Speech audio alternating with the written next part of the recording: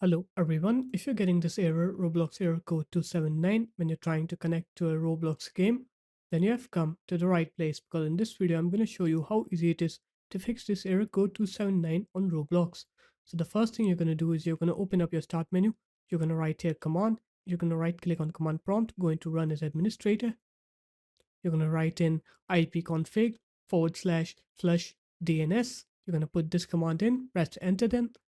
And after that, what you're going to do is you're going to open up your start menu. You're going to write here network reset. You're going to click on reset now right next to network reset. And after that, you're going to open up your web browser. You're going to search for Cloudflare Warp. You're going to go into this first link. You're going to download latest stable release.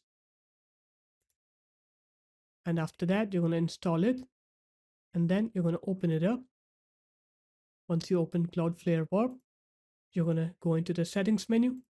You're going to make sure it is set to this one, 1.1.1.1 with warp. And you're going to connect it.